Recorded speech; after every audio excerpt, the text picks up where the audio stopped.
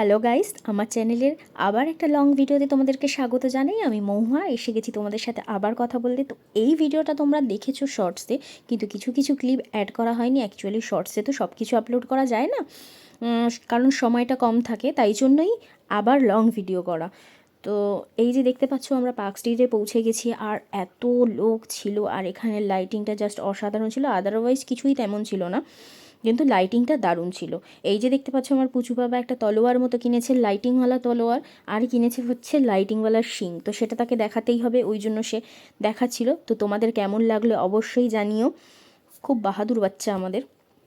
তো এরপরে আমরা অ্যাকচুয়ালি ফটো তুলতে চাইছিলাম, কিন্তু প্রসেনকে বলেছিলাম যে একটু ভিডিও ক্লিপ তুলে নিতে, কারণ ভ্লগিং করার আমার খুব শখ হয়েছে। তো এখন ওই জন্য আমি একটু খুব ভালোবাসি আর কি ভ্লগিং করতে।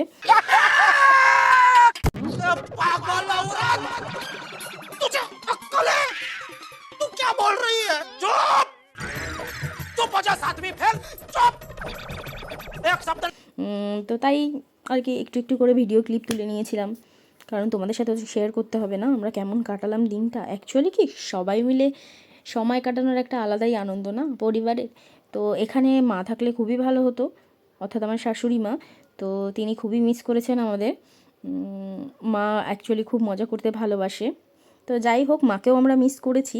তো বলেছি আসছে বছর আবার হবে, মায়ের সাথে ঘুরতে যাব আবার। তো তারপরে আমরা পার্ক স্ট্রিট থেকে চলে এসেছিলাম লেক টাউনে, দেখতে পাচ্ছ। এখানে এসে নিয়েই আমরা আসল মজাটা করেছিলাম। এখানে অনেকেই এসেছিলো, উষা উত্তুপ এসেছিলো, নচিকেতা এসেছিলো, গান করছিলেন। তো তাদের আমরা শুনছিলাম, কিন্তু ক্লিপটা ঠিক নেওয়া হয়নি, আর তখন নিতে ভালোও লাগেনি। আর তারপর এখানে এসে বেশ কিছু জিনিস খেয়েওছিলাম, কিন্তু তার ক্লিপ আর নেওয়া হয়নি। তো পরে আমি চেষ্টা করব আরও ভালো ব্লগ দিতে, তোমরা যদি সাপোর্ট করো।